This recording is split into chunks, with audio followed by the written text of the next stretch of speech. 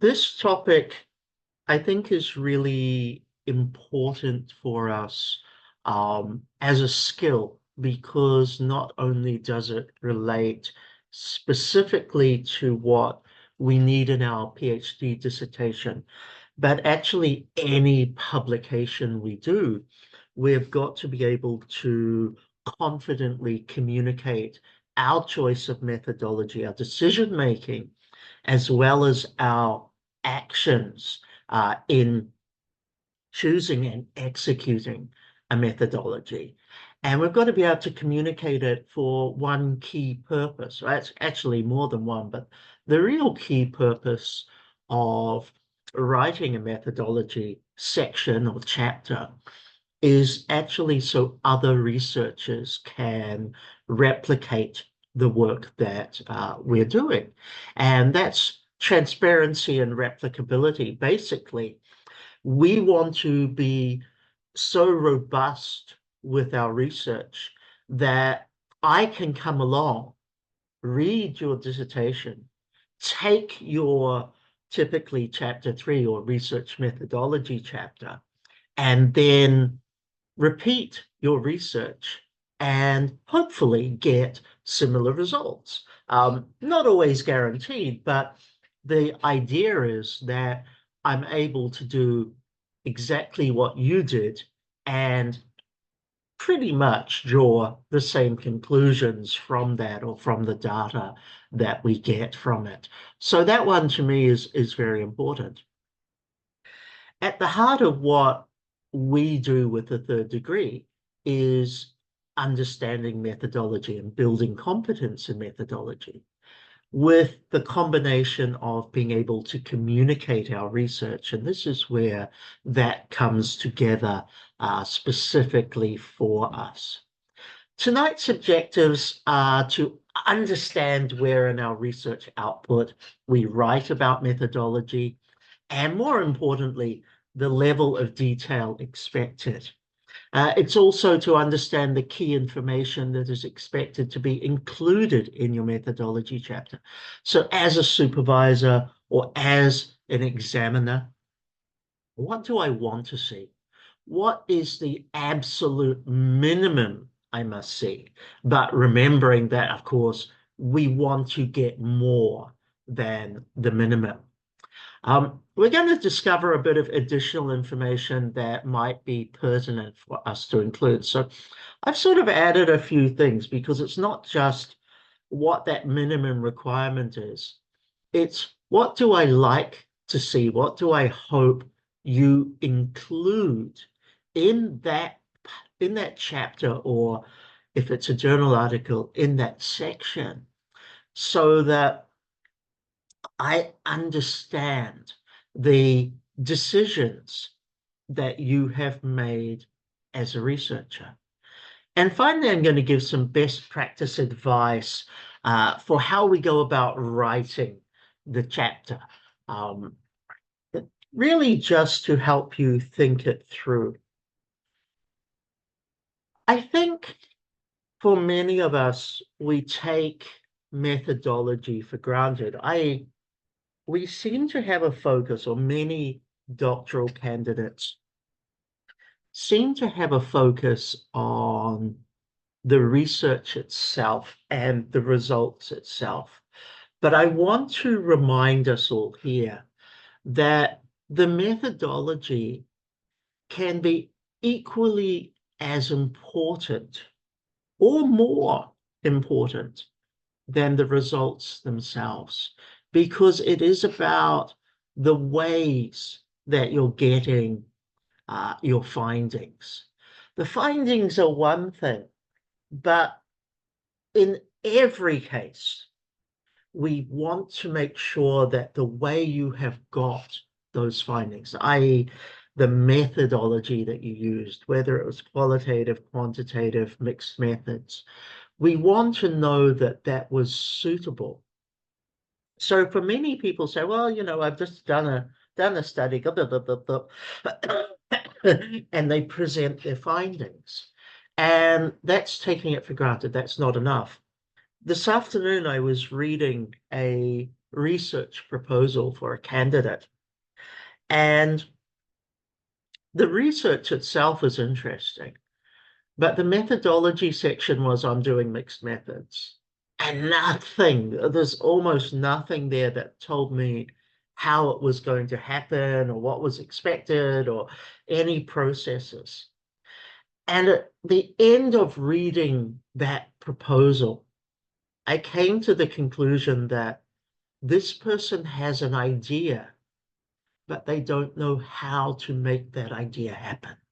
And because the section on methodology was thin, or yeah, we'll just say thin, but because the section on methodology was so thin, I found it very difficult to see what she wanted to achieve, because doing the literature review told me scatterbrain pieces, but it didn't tell me how she was taking it to the next step. And I think this is part of a problem. We have to be detailed enough with our methodology chapter so that we, as an examiner or as a supervisor, can draw a conclusion, say, you know what, I see what you want to achieve. I see where the literature has taken you. Now I'm seeing exactly how you are going to do this. And by seeing that, I get the chance to see how you are taking it to the next level. So ultimately, what I'm going to be seeing from reading chapter 3 is I'm actually going to see what is your contribution to our field, because the way in which you undertake the research and the ideas, the thinking behind how you are undertaking the research actually is showing me the potential contribution that you are going to make. What new things have you discovered, or are you discovering through that journey that you're going to give for us? Now, this is kind of a long quote, and I apologize, but let me try and read through this. And this is from Patrick Brindle in 2018. Many of us, when we are writing, of course, we write from experience. We are writing in the context of our own memories, having done the research, having carried out an interview, for instance, or conducted an experiment. Within that corpus of memory are all kinds of assumptions. I don't need to talk about this. I don't need to talk about that because it is obvious. But of course, if your readers weren't there when you were doing your research, it's not necessarily obvious to them. And so it is absolutely critical when you do your final edit of anything that you write about methods, that you subject the work to the question of, would somebody who wasn't there when I did my research understand everything I did and all the decisions I made? Now that's a long quote and I'm kind of short of breath from it, but there's one key message. And this is what I want to encourage everybody here tonight and everybody who subsequently listens to this recording. I want to encourage you to answer this one question. Through your methodology chapter, have you explained your decisions in such a way that convinces others that you made the right choices? So when I look at the PhD journey, there are two very valuable outcomes. One is the research. It's kind of everybody's doing that. The most valuable outcome to me is your personal and professional development. How have you grown as a researcher? How have you seen a challenge and risen up to that challenge and grown as a result? And that simply comes down to, what decisions did you make as a researcher about your research and how did that work out? We are allowed to make mistakes. I've done plenty. The mistakes is something we write about. What's important is, look, why did I choose to do this? What rationale did I choose to do this? How did I make this work for my situation? So let's take an example before I get really into the chapter. Um, During the pandemic, when everybody was locked out of their houses, sorry, locked into their houses, locked out of society, when movement was restricted, when a lot of people couldn't do research, different organizations, different researchers had to find new ways of still conducting their research. You don't put your PhD on hold for 3 years simply because, you know, there's a pandemic going on. You've still got to find ways. And one of the great ways was the use of WhatsApp as a channel for conducting research. And although if you'd said to me 5, 6 years ago, oh, let's do my focus group through WhatsApp, or let's do my interviews on WhatsApp, or let's do my observational research through WhatsApp, I probably would have said, nah, that's not good enough. It became mainstream because of the pandemic. But what it also meant was that we were able to continue. Now, in terms of decision making, what it demonstrated was, look, we have a problem. I can't get access to the people or the communities that I want to engage with. But I've got this tool, WhatsApp on my phone. I've got this tool that's kind of like a shortcut that kind of does most of what I want to achieve, and therefore I can use it. So I went to a webinar where a major company, Grab, which is in Southeast Asia, which is kind of like a version of Uber or Lyft and those, they wanted to understand their customers' experience.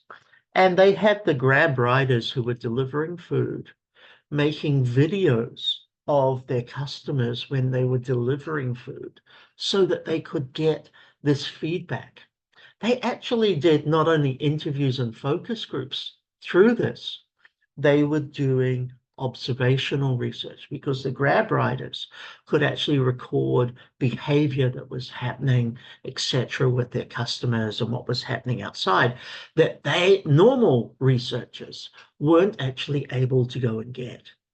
Now, again, the decision was, look, we need data. The conditions that we are facing in the world are not ideal. It's harder to get data. What is going to enable me to do my research so that I still learn and grow from it? And that was the decision. Let's use WhatsApp because as a tool, I can get many of the features, many of the opportunities that doing something face to face would have created. Now, out of that, whether I agree with using WhatsApp or not, because there are issues, okay, but whether I agree with it or not, by understanding why you made that decision and how you solved that problem, I know something about you as a researcher. And what I know about you as a researcher is you're able to adapt, you're able to think beyond normal paradigms. And by you writing that up for me, probably more articulately than I presented it, but by you writing that up for me, I understand what you were able to achieve in an environment where you weren't able to achieve things. So I just come back to that one key outtake. Have I explained my decisions in a way that convinces others I made the right choices? I want to see in your research your decisions because from that, I see your progress, I see your growth as a researcher. And to me, that's as important as the research itself, okay? Because the idea of a PhD coming at the top of the qualification levels, the idea of the PhD is you're proving to me, not that you can do research, but you're proving to me that you're actually a strong and resilient researcher. Now, I'm just going to sort of move on because I really want tonight to focus into what do we have to put into our chapter 3.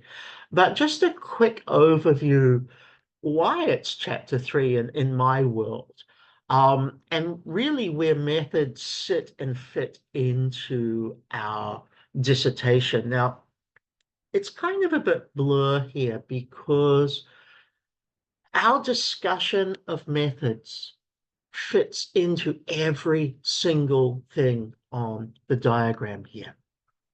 You are going to touch upon methods in your introduction. Not deeply and not enough for me to of course, replicate, but enough for me to know where you're heading. You are going to touch upon it in the literature review because other people's research that you cite actually will touch upon methodology, and you will see how people in your field, other researchers in your field, have evolved methodology over time. And of course, we don't want to go backwards unless we see an opportunity where actually this is a key point at which they lost the track, or they lost the plot. But we always want to be able to say, you know what, it was done quantitatively first. That didn't give us this. They then approached it with focus groups. The focus group limitations were, now I'm going to do it from an observational perspective, followed up by interviews, because that's coming into the literature review. It's not only about other people's findings, but it's also about other people's processes. And as per this slide, other researchers' choices, which you now are in a privileged and possibly unfortunate position, but you're certainly in a privileged position to critique other researchers' decisions. Research methodology as a chapter becomes chapter 3 in your typical 5 or 6 chapter PhD model, I should say. In terms of data analysis and results, it's only going to come across very, very lightly. But in our conclusion, if we have a separate chapter for conclusion, or we bring that together with the results discussion conclusion section all as one, methodology is going to come back into there. And of course, we have to put it in our bibliography because we're citing people. Before I talk about exactly what I want to focus on tonight, which is what goes into that chapter, I want to talk a little bit about the daily diary concept. And this is kind of a writing thing, but it's also about how we should be thinking potentially about writing our methodology chapter. And I just advise this. Look, this is something that I think is valuable and useful. As you are doing your research, write. I'm a strong advocate that every day you should be writing something. It doesn't mean, tomorrow when you get up, please write a chapter. It means, look, if I get a paragraph written, I'm actually contributing something towards the entire dissertation that I want. But I want to go a little bit further than that, because when most people think about daily diary concept or continuous writing with their dissertation, they think about the ideas they have related to potential research findings, or they think about ideas related to what others are doing in the field and just sort of keeping up to date with that. But I want you to consider writing about methodology from day one as your research. Now, most of us probably aren't day one. We're probably day 200 or 400 or whatever. Uh, but it's never too late to start with this particular approach. To me, it becomes a diary, which of course you edit, but most importantly, it's a diary that reflects upon the decisions taken and the choices available. Why did you rethink your sample size? Why did you choose a particular question that suddenly became so important for you to have in your interview, or a theme that became important to have in your focus group? Why did you look at how can I embrace creative research methods? Why did I need to solve a traditional problem with a modern solution? So it's not just trying to write a paragraph or a section that is printable in your dissertation. It's keeping a reflection on the decisions that you have made. And it's also keeping a reflection on how your methodology has evolved. For those of you who were here last week for mixed methods, and we talked about how the mixed methods approach, the design of a mixed methods research program evolves over time. This type of writing, this methodology diary, actually helps us keep track of not only where we started, how and why we evolved from it. Now, to me, methodology isn't separate from your research writing. Not only is it, basically 1/5 or 20% of your research, it's an integral part. So make it personal, make it concurrent as you're writing about certain things. Maybe you're doing your literature review as you're writing up your understanding of other people's contribution. Write separately, write about your reflections on their methodology, what you liked, what you didn't like, what you think you want to adopt. And most importantly, write about your decisions, not only what they were, but why were they made? Why did you choose to do focus groups over interviews? Maybe because as you read, you recognize that focus groups give organic interaction. When you're doing a one-on-one interview, for example, you're getting questions, you're getting answers, you're trying to probe the person. But your personality may not be enough. In a focus group, it's not only you trying to probe answers and it's actually the group think. Everybody within that, excuse me, everybody within the group is also pushing the participants to talk more. And if a participant doesn't feel all that convenient, or not convenient, encouraged to talk with you or to answer your questions, maybe their personality bounces nicely with somebody else in the group. And they see, because that other person is talking more, that they will actually increase their participation. Now, that means, why did I make this? Because I recognize that the social construct of a focus group gives more opportunity for nervous people or introverted people to potentially share than an interview does. Now, all of this may not necessarily make it into our dissertation, not in the format we're writing it, but we will be able to look back and say, you know what, we moved from an interview process because we were unhappy with the quality of narrative. And we moved to a focus group because we recognize we can get more detailed information, and it worked. Now that's something that of course can go into your chapter.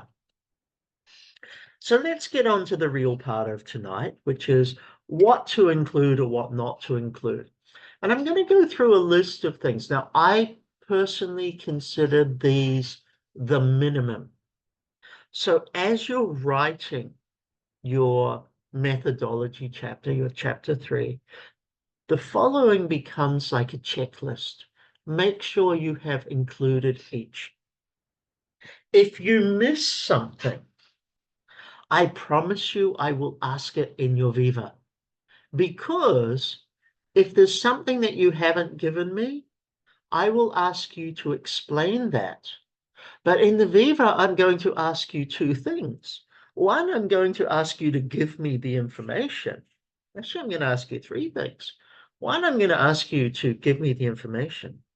Two, I'm going to ask you to defend yourself why you didn't include it in the first place when it's basic information that is expected. And then third, I'm going to ask you in your minor or major revisions to update the dissertation to reflect on it, regardless. And then again, that whole process. So my advice here is, look, everything that I'm putting through next is the minimum you should have. So convert this into a checklist for yourself. And when you've done your chapter, you can say, okay, done that, done that, done that. If you're at the earlier phases of your research, have a look at everything that's in here. This is not about what I have to do at the end of my third year. This is about, look, at this stage of my research journey, I'm able to write a section about one part of this. I'm able to sit down at the laptop or sit down with my notebook or whatever. I'm able to right now be able to work through and put things together. Yes, I will edit them later, but I'm actually able to do some of this now already, even if I have not conducted my research yet. So it's a good checklist, but it also reinforces the fact that we can write about methodology from the beginnings. Now, this is kind of an overview. I'm going to go into more detail with each one in a second, but this is the minimum that I expect you to cover in the methodology chapter. So aims, ethics, outline of your methods, reason for those methods, an explanation of how the methods work, an explanation of how you analyze the data, the materials or equipment that you used, hurdles or difficulties faced, and then an evaluation. Now let's go through each one. We'll start off with aims.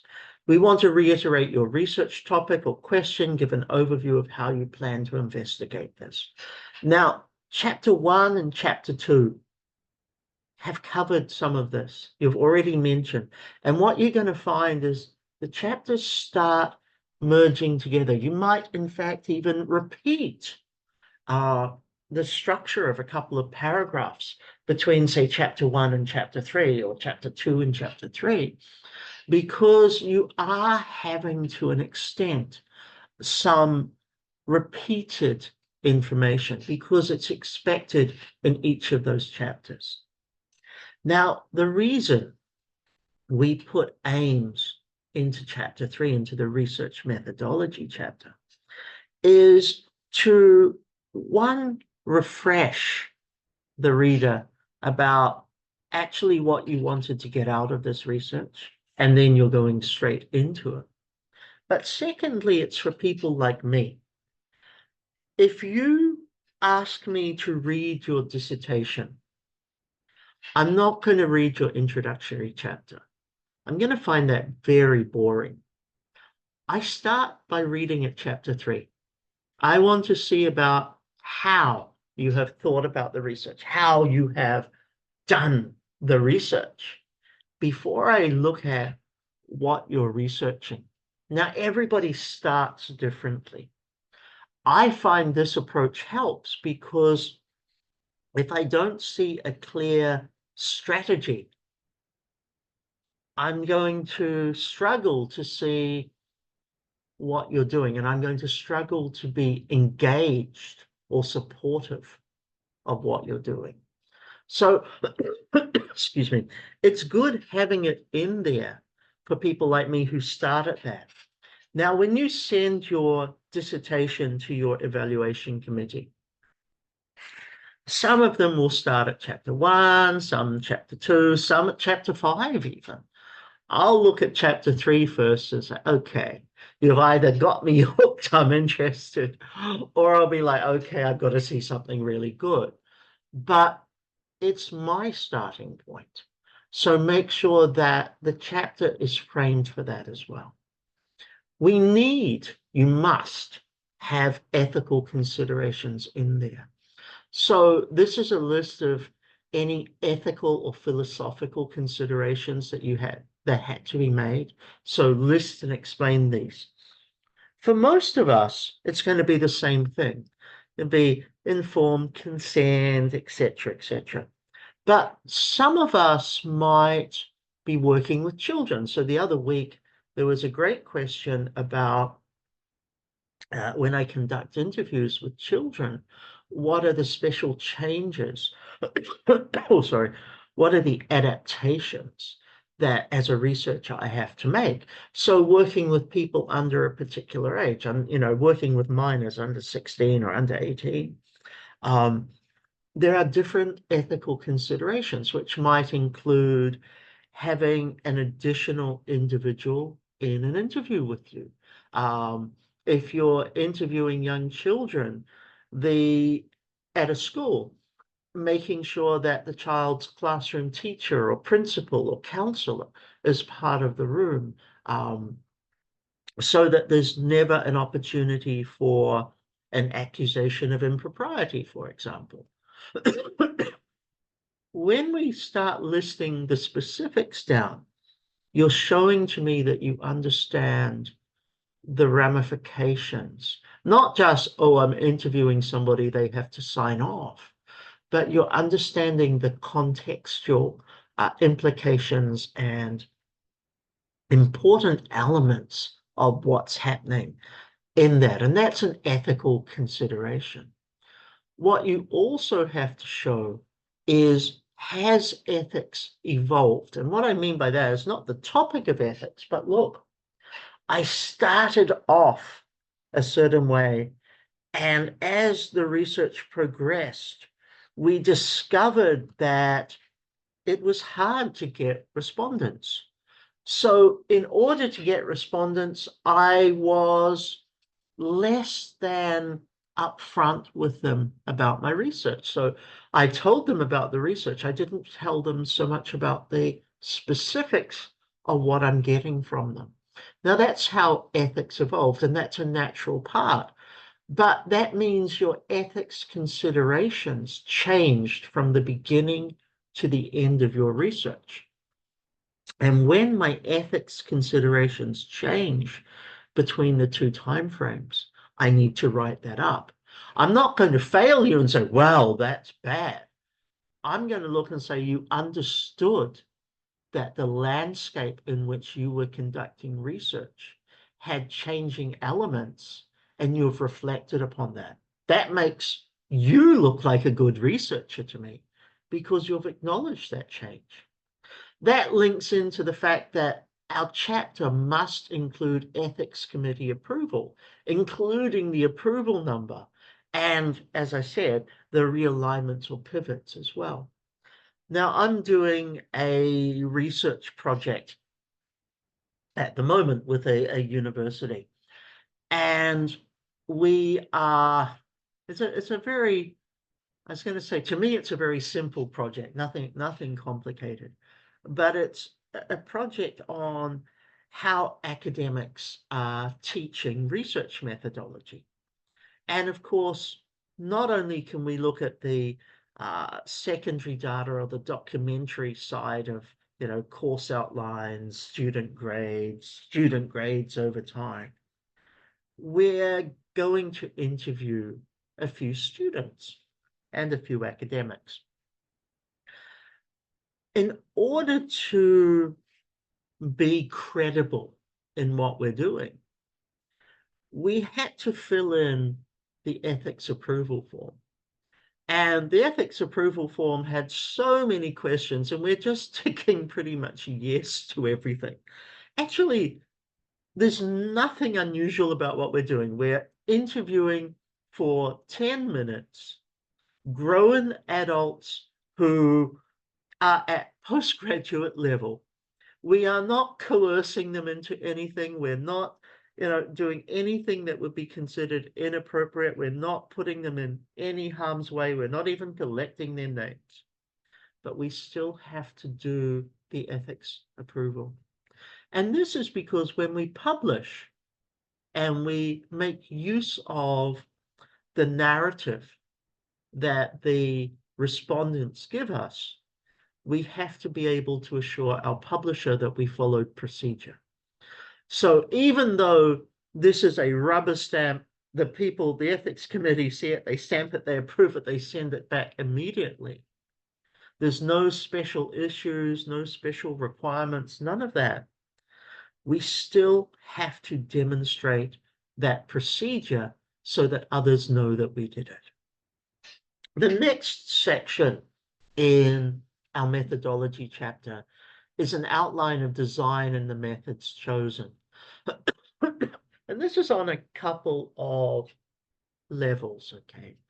First of all, you need to outline your overall research design. So are you being experimental? Are you being descriptive? Are you being exploratory?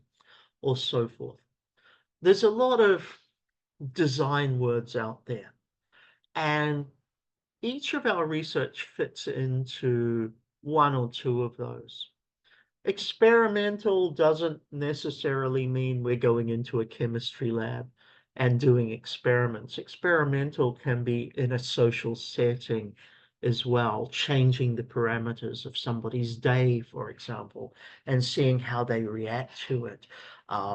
Exposure to new ideas and to understand the person's response and thinking processes aligned with that. All I'm asking for you or from you here is explain to me the sort of the bigger picture, the level at which you are focusing on. So if you're doing descriptive research, which is available, not highly encouraged at PhD level because it's not usually considered detailed enough.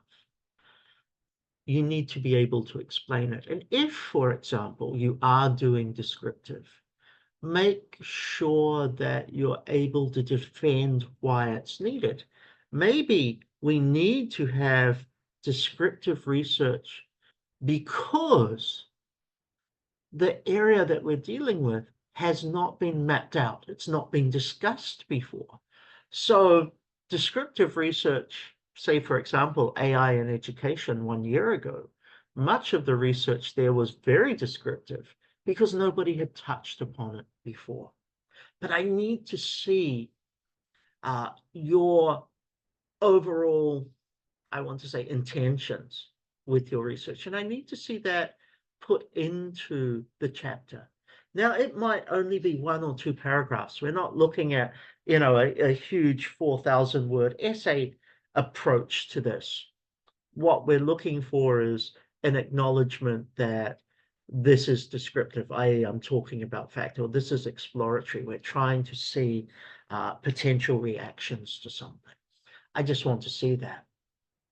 I then want to see, are you having a qualitative, quantitative, or, excuse me, mixed methods approach on this? Because although you've probably done this in chapter 1, it's a reminder that, look, I'm using this. It's scaffolding the reader into what's coming next. And there's going to be a very brief overview or description which links back to the literature review. Your literature review, from everything that you synergized in your literature review, that should have given you an indication or enough information that talks about method. And if you do not have a section on method in your literature review, you have to rethink your literature review. The two are overlapped. In the literature review, it's what others did for methods and what they learned and what worked for them, what failed for them. In this chapter, it's your decisions and what you're doing. I then want to see a section on reasons for choosing specific research methods. And by this, I want you to be able to indicate how the research approach fits with the general study. So why am I using creative research methods to understand public transport users' perception of the system, for example?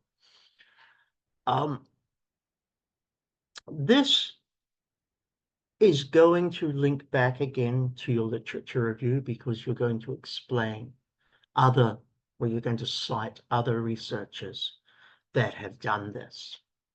But it's also about your justification as to using creative methods is going to help me to understand the information that I have got and therefore to progress. The methods chosen should have a clear connection with the overall research approach, explain how they help you towards the understanding of your study's purpose. Again, not a huge section, but this is something that I'm going to ask you in Aviva, especially if you don't explain it to me here. I'm going to ask you to look, why did you choose this particular method over that? Why did you choose focus groups over interviews? Or why did you choose to use rating-based surveys rather than focus groups? So you have to defend that. And some of that defense will come from the literature.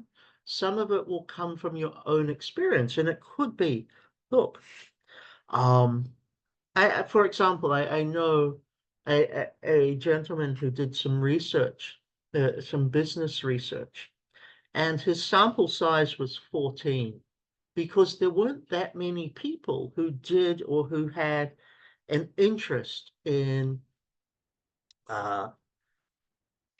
that particular area. And he chose to do a personal interview rather than a questionnaire. And his justification was this.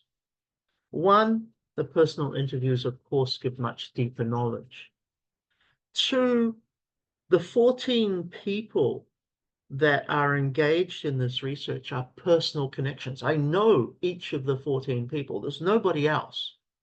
So for me to send a questionnaire to 14 people that I know well, I have their phone numbers in my phone and I communicate with them, would actually seem rude. They would be disappointed if I didn't approach them and conduct an interview. So sometimes it is both the previous literature and the go-to method for our discipline that is useful. Sometimes it is practical reasons as well. You know, for example, why did I choose to do observational studies using WhatsApp as a conduit for that?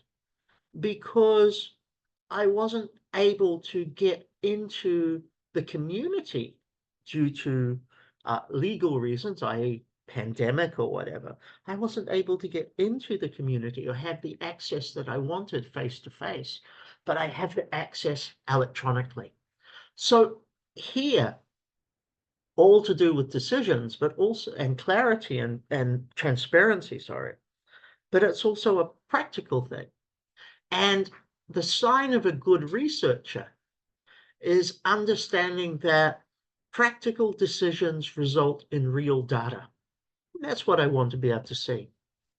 Now, let's just take a look at this one. I can't read the top line, unfortunately, from here. But to deal with why particular methods were chosen, you need to explain the rationale for selecting them in the first place. Why did you approach it this way? You need to overview why these were most appropriate. At the end of the day, research methods is like going to a buffet restaurant. There's a lot that you can choose from. Some of us want to eat the beef, some of us want to eat the fish, some of us are vegetarian. It's the same with research methods. We've got to be able to say, look, you know what, this is superior to that in this context because I want to see information about who, when, where, when, and who, or who, when, and where. I want to see this information because I'm understanding the processes you went through, the decisions that you made. So again, I'm coming back to decisions. I want to know about your sample size. Why did you collect a certain number? That brings into it issues of saturation, that brings it into it calculations, perhaps, you know, out of an entire population to get a 0.5 confidence interval or whatever, I did it this way. I want to understand what happened with recruitment.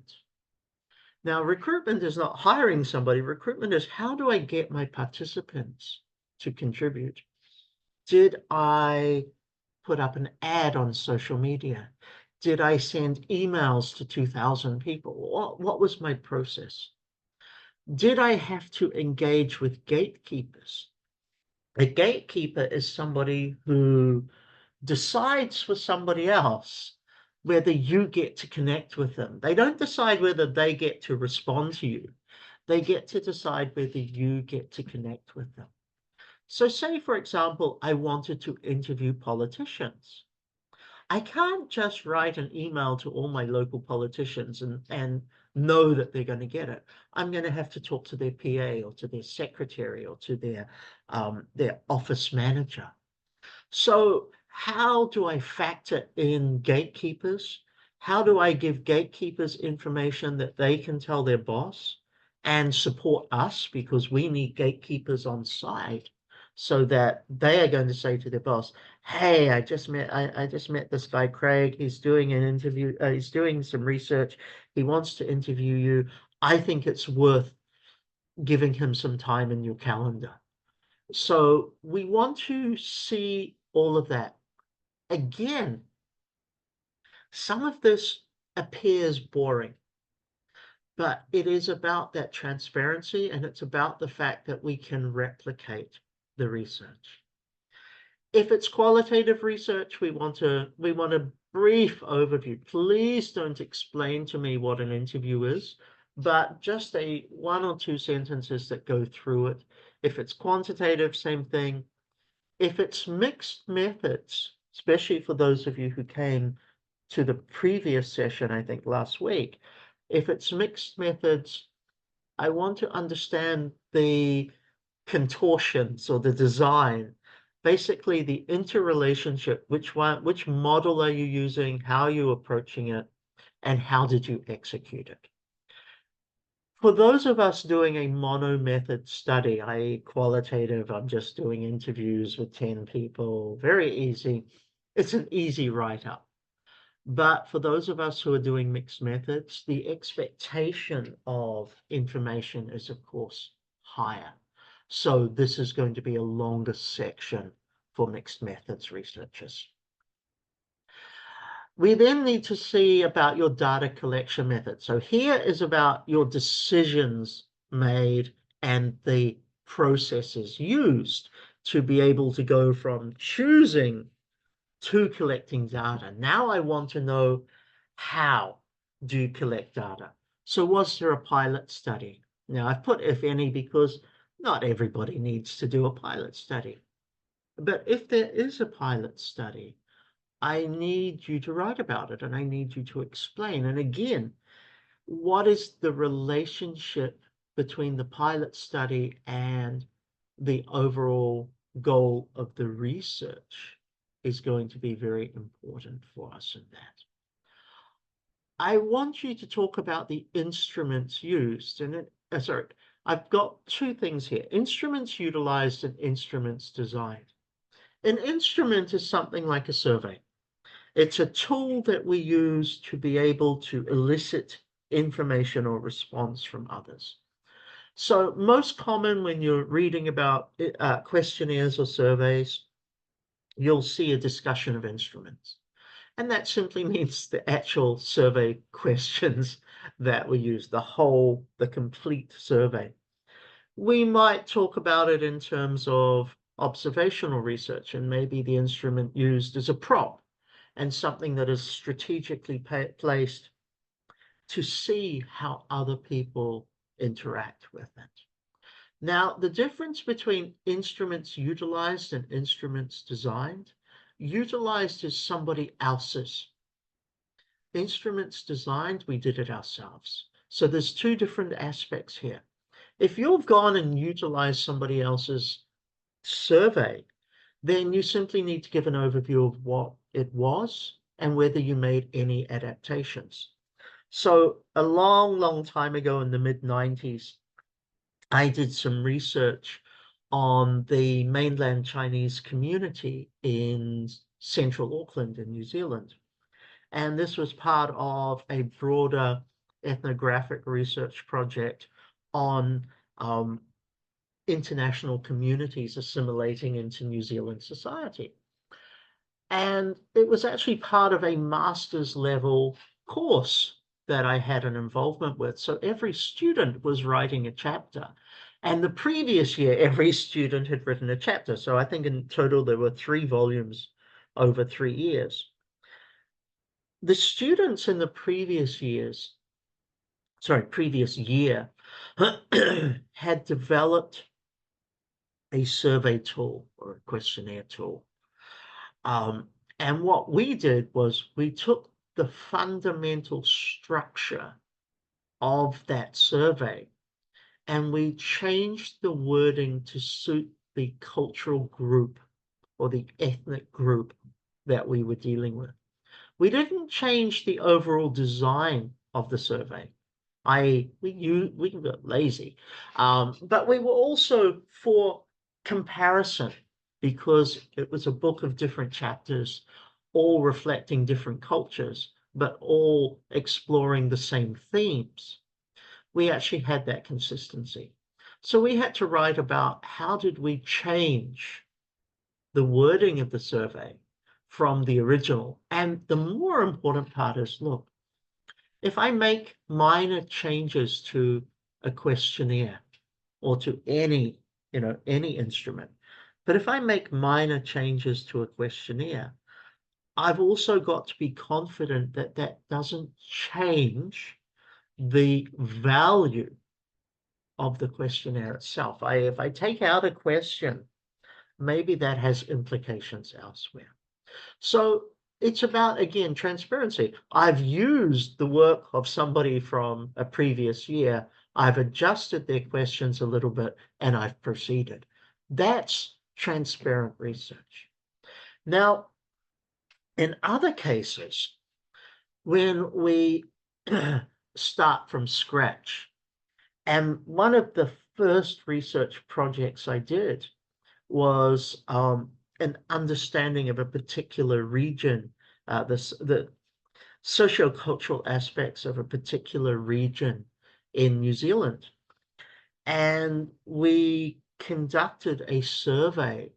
I think we got several hundred responses in the end. It was quite, let's just say, impressive. Also really a horrible first experience. We designed the survey from scratch. So a group of us actually designed the survey from the beginning, wrote the questions. Now, back then, I had no idea what I was doing. That survey was hell because not only was it how I designed it, my coding for that was just a nightmare because it was so erratic. But I did have to explain how it was designed. The validation comes in to look, if you're designing something new, you need um, discipline-based experts, either academics or industry people or a combination. You need them to go through and test the survey for you and come back with any challenges they see with the questions or anything that they feel is irrelevant in relation to it.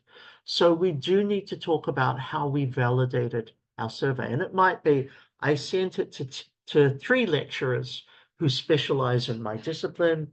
They reviewed it to ensure that it was appropriate, and I got confirmation that they believed the questions were well written and structured. And of course, anytime you do validation, you keep a written record or a printed record of that process to go in your research file. We then want to make sure, again, in the collection methods, is the processes involved. So step by step, how did you do this? Now, I don't want 5 pages about how you set up an interview room, tables and chairs, but what I want is basic steps in the process. And I also want to know whether you used a research assistant. So it's perfectly okay. Maybe we're doing focus groups. Maybe we need an assistant to help us with our focus group. There's nothing wrong there. Totally acceptable. Certainly not a challenge to ethics, but of course, if there's another person listening to the data, you have to make sure that's included in your ethics approval. But if I'm hiring somebody, I need to mention why I'm hiring them. And I need to mention that they have the skills.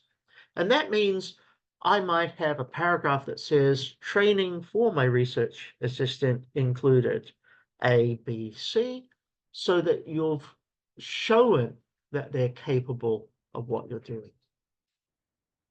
Then you want to know how the data was analyzed. So there's going to be a section on how you analyze the data. So that's going to include elements of coding, checking for missing data. How are you going to deal with outliers that just seem so erratic in comparison to everything else? And then I'm going to want to know, did you do this by hand or did you use software? Now, most of us are going to use software for quantitative analysis. Some of us will use software for qualitative analysis too. Some of you will be like me and still do it on piles of paper and very old-fashioned way. If you've used any software, you need to highlight the software that you used and the version. I used SPSS version 23.5. That's fine. Again, replication. Now, there's a question that people ask me in other sessions, but I'm going to address it here because it's kind of a question I would have as well. There's a lot of software out there. If I'm doing quantitative analysis, I can use SAS, SPSS. I can use MATLAB. I can use R, which is a free software. Is there a difference? If I'm doing qualitative analysis, I can use NVivo. I can use Atlas TI. I can use Hacker.ai. There's so many different tools out there. Again, some are free, some are not. And of course, you know, when we use something with free, well, it's obviously, oh, maybe it's not as reliable. I'm not here to judge the software tools that you use to conduct your data analysis. I simply require you to use what is accessible. Your university may not have access to SPSS, for example.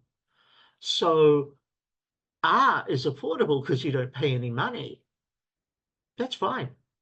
All I ask of you in the methodology chapter is for you to say, I use this software and this version. You do not need to justify for me why you've, chosen a particular one. However, if you are using a very new software, something that's just been developed or something that is not mainstream in your discipline or in the academic world, it's always good to have an appendix which gives a tiny bit of extra detail for your examiner to understand, so I can go and find out about it. At the end of the day, I want this for replicability. I believe that R, I believe that SPSS, I believe that MATLAB, I believe that Excel, or whatever other solution I get out there, I believe it will be accurate. Your job is to tell me what you used so I can go and see it if I want to rerun your data. Beyond that, I'm not that interested. What materials or equipment we use? Now, this could be lab equipment, a specific software, so just as I've talked about. That also brings us into any props or any prompt cards or anything like that that we also use during the process. For most of us, this is going to be one paragraph only, but it's important that we get that in there. Now we start getting into the reflection time, and this is, again, how I see you grow as a researcher. And we talk about hurdles and difficulties. So if you had problems during the data collection phase, or if you had problems in the design of your instrument, etc., this is a chance for you to tell me what were the problems you faced. More importantly, the first question, how did you overcome them? A researcher is a problem solver. So I just want to see you solve the problem.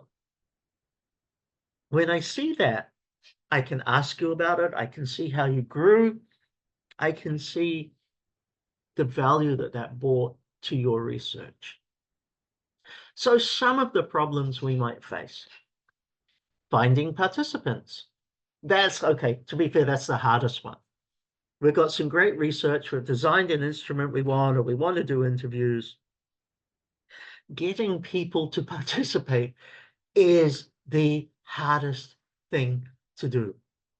So how did you overcome that? Did you go to specific groups? Did you use online and social media to help us to access more individuals?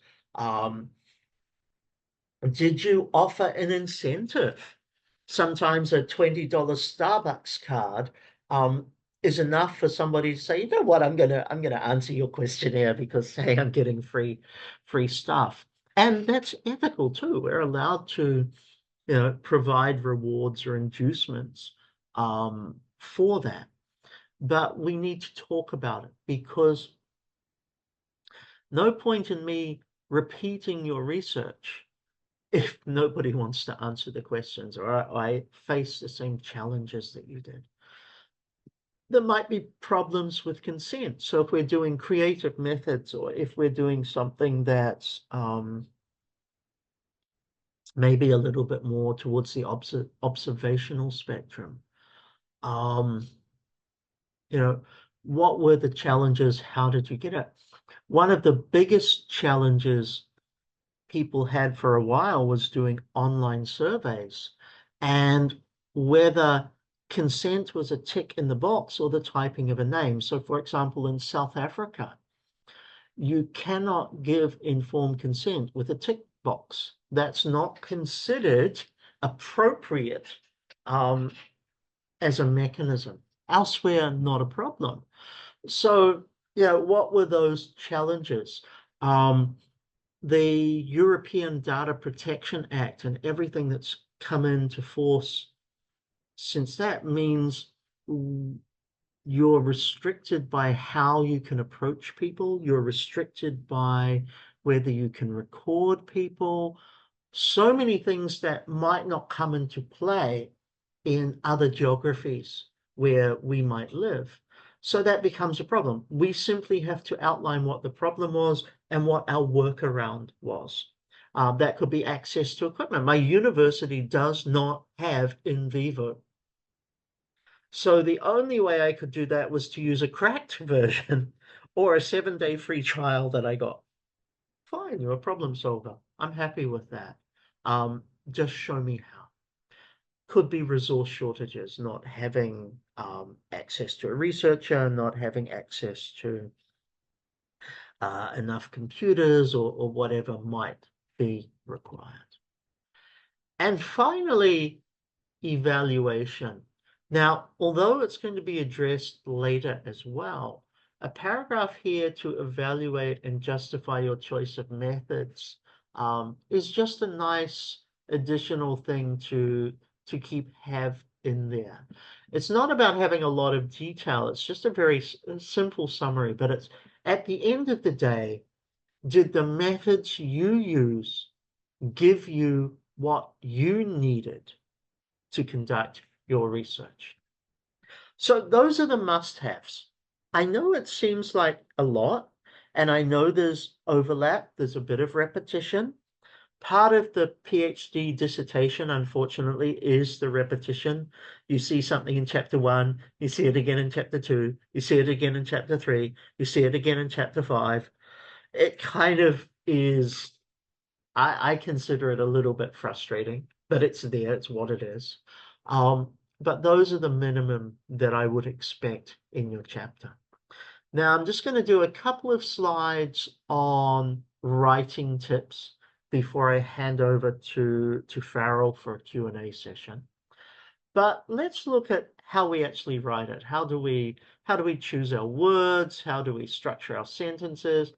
Probably not going to be that detailed, but I'm going to give some advice on how to go about the writing and what to include, approaches to include, approaches to avoid.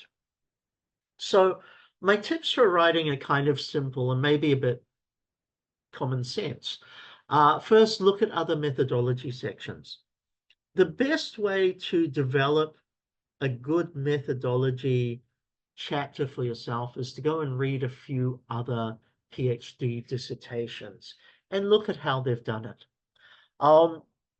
It's nice if we read ones that are in our subdiscipline. That makes it easier for us. But to me, I think you can go to almost any discipline as long as the approach is similar. So if you're doing qualitative and you're doing interviews, you just go and look at a few dissertations that have used interviews. And by looking at it from different disciplines, you also get to see how do they present it. My advice here is, look, there's no one specific discipline rule. My advice is, if you like something in somebody else's section, then use that as inspiration for your chapter. Use that. If they've included something you thought, oh, that was actually really valuable. Find a way to weave that in related to your work into your chapter. Be very careful with planning your structure. So I guess I've given a checklist. That can be a basic structure for you. But again, look back to others and see what they've got. You might choose to include more. Consider who your audience is going to be. Now, we're not writing a manual for undergraduates. We're not writing a textbook that's going to be used in a course. Our audience are other academics specialists in their field who know something about what we're doing, maybe not as deeply as we do, but they're certainly critical thinkers. We're not teaching grandma to suck eggs, as the phrase goes. We're not teaching the basics of what an interview is and how you do it. We're simply putting up enough information that someone else can replicate that. Throughout the chapter, remain focused on your aims and your research questions. So whatever it comes back to is, does this achieve my aim? Does this help me answer my research question? How? Done. That's all I need. Make sure you refer to obstacles or difficulties in your solution. So some people might come along and they won't ever have put in a section on the challenges that they faced. Maybe I'm cynical, but I think over the years, I've also recognized that every research project has challenges. If you tell me you had no problems, no challenges, no difficulties in respect of how you designed your research or how you conducted your research, I don't believe you. I think all of us have problems.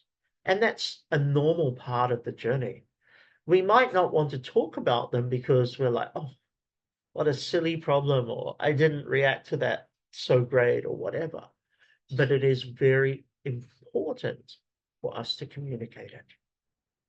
Make sure you cite relevant sources. Now that's kind of obvious, right? But I want to highlight a couple of things. One, a lot of the methodology we use today was created anywhere between 30 and 200 years ago. For many of us, it's easy to go to the seminal resources or citations, which is the early people, the early theorists, the early academics who talked about how it's used. I'm not interested in that. I'm interested in the latest use, the latest understandings. So make sure that you're using contemporary resources.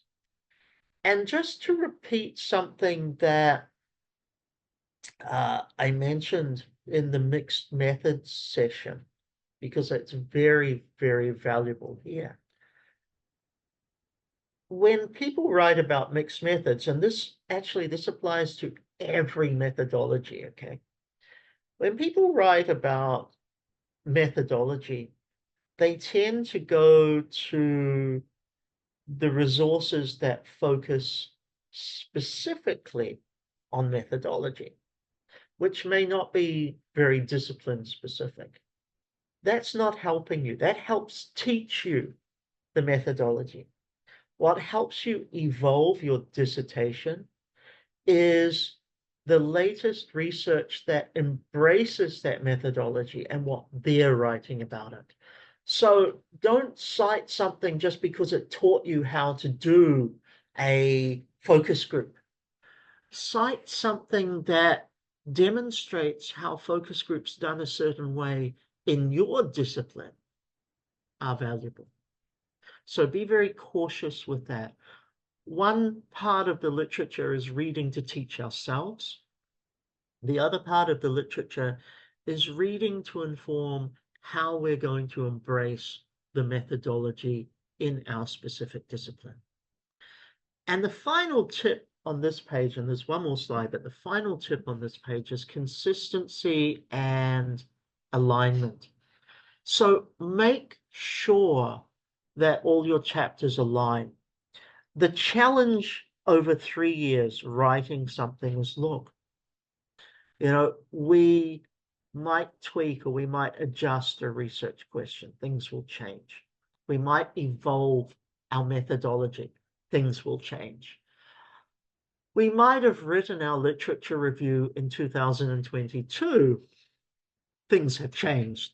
You've got to go through, when you've done chapter 3, you've got to go through and you've got to make sure that what you said you wanted to do in chapter 1, how others did it in chapter 2, how you do it in chapter 3 and the results you get in chapter 4 and 5 have all got to be on the same page.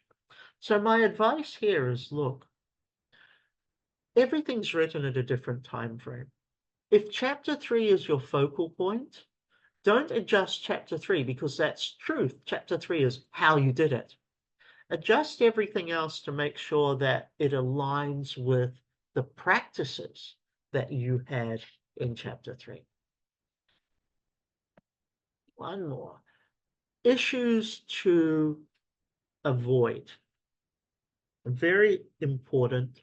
And this is kind of, again, tips for writing, because this is the sort of thing we don't want. And I want to say, in a way, it feels like it's all over the place, but you've got to find what that balance line is. Avoid including irrelevant details. So yeah, you don't need to tell me, I telephoned the gatekeeper 4 times at 3:05, 4:12, 5:15, and again at 7:31 in order to schedule an appointment. That's irrelevant. Appointment made with gatekeeper, that's fine. So you got to figure out, what's useful and what is irrelevant in the context. Keep your sections straightforward but thorough. Now that's a challenge because I want it to be clean and simple, but I want it to have details. The litmus test for this is, if it doesn't contribute to your reader's understanding, leave it out. Now, here's where I use, because as I said before, our audience are academics. But here's where I use the proofreader, the mum or dad proofreader, the family proofreader. I give it to somebody who's not connected to our research, and I ask them what was useful for them, what didn't help. And if it didn't help them, chances are it's not going to help somebody who's got a much deeper understanding of what you're going to do.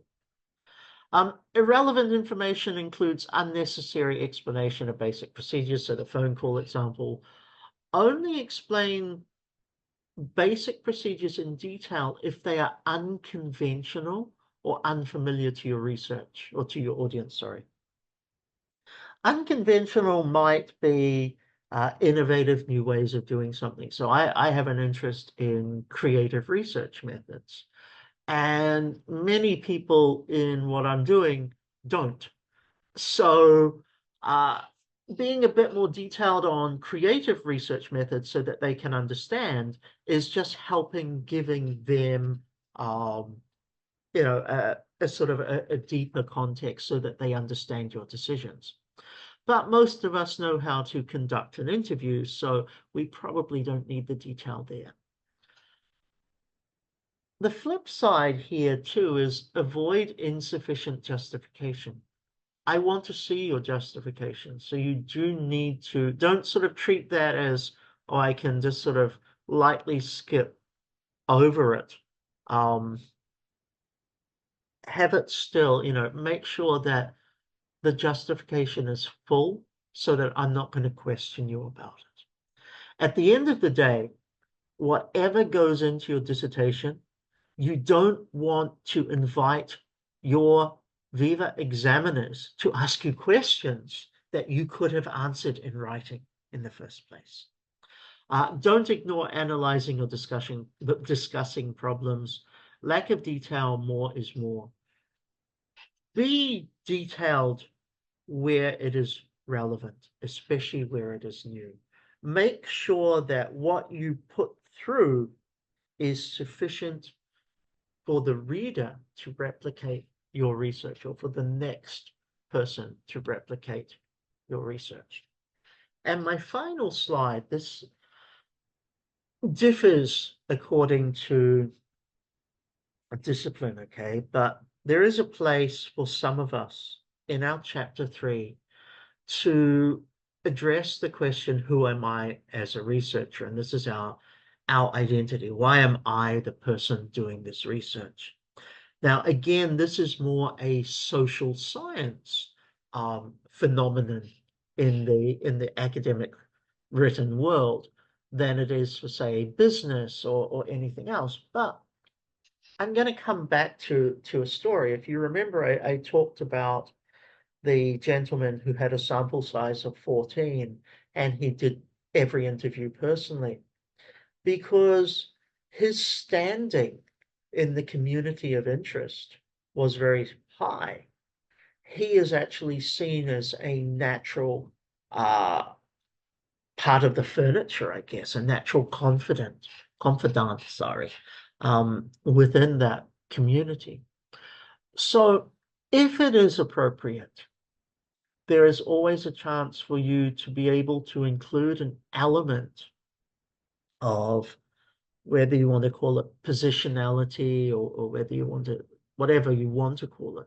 But there is an opportunity for you to include who you are as a researcher and why you are um, best equipped or best positioned to actually do the research.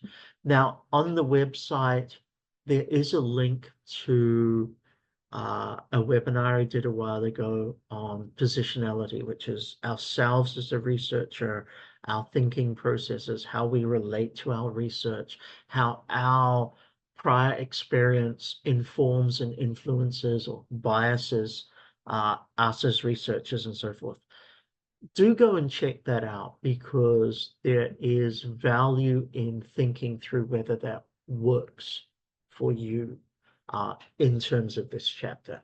It is not mandatory, and that's why I did not put it in the sort of the broader checklist that I had earlier, but it is something that is well worth considering.